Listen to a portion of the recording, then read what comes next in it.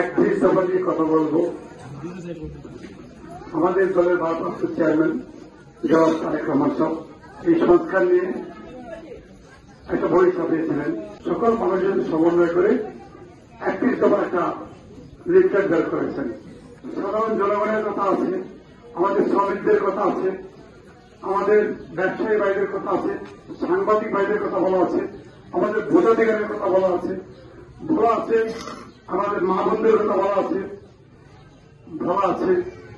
এই দেশ কিভাবে সুন্দর করে আইন শৃঙ্খলা ঠিক রেখে সবার অধিকার বাস্তবায়নে সকল বিষয়ে একটি জগতে উঠে আসছে। কারণ সেক্রেটারি যখন পালিয়ে যায় ওনার আর কাপড় নেওয়ার সুযোগ থাকে না। তাই আমি বিশ্বাস করি গেল রাষ্ট্রপতি, আমি দলকে নিয়ে গর্ববোধ করি। আমার দলের প্রতিষ্ঠাতা শহীদ প্রেসিডেন্ট জিয়াউর রহমান 1971 সালে উনি স্বাধীনতার ঘোষণা দিয়ে যুদ্ধতে নেমেছিলেন। আমি সেই নেতার দল করি। উনি কিন্তু গৃহবধূ ছিলেন। গৃহবধূ থেকে আমাদের শহীদ প্রেসিডেন্ট জিয়াউর রহমান মারা যাওয়ার পর গৃহবধূ থেকে বাংলাদেশের নেতৃত্ব দিয়েছেন। এই বাংলাদেশের মানুষের জন্য ভালোবাসা দেখিয়েছেন।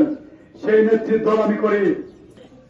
দলের ভারপ্রাপ্ত চেয়ারম্যান জনাব তারেক রহমান সাহেব এই সুদূর লন্ডন থেকে সারা বাংলাদেশকে একত্রিত করেছে ব্রিটিশ সরকারের বিরুদ্ধে। তিনি আজকের পথসভার প্রধান অতিথি হয়েছেন। আমরা কোন হাই ব্রিড নেবে চাই না, ঢাকা থেকে মাঝে মাঝে আসবে, গাড়ি দূরে যাবে, কাউকে চিনবে না। আমরা ওই ধরনের নেতা চাই না।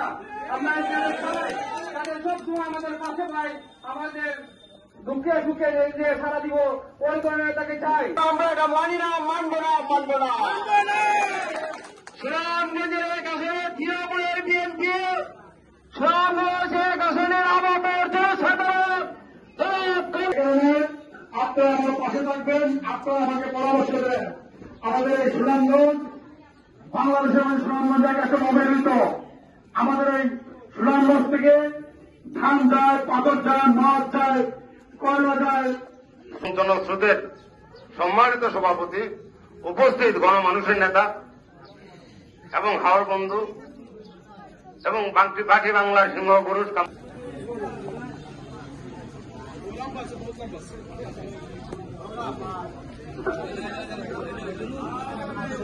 আমাদের দলের ভারপ্রাপ্ত চেয়ারম্যান তারেক রহমান যদি প্রধানমন্ত্রী হন, আমি এই সুনামগঞ্জ এক আসনকে সারা বাংলাদেশের বড় মডেল আসন হিসেবে তৈরি করবো ইনশাআল্লাহ।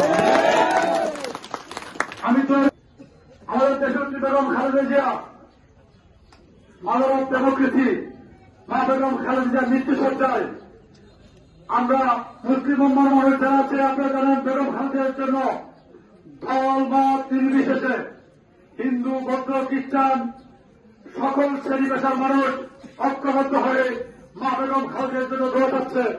মা বেগম খালেদার জন্য দোয়া চাই। আমরা আপনাদের কাছে দোয়া চাই, মা বেগম খালেদার জন্য আপনারা দোয়া করবেন।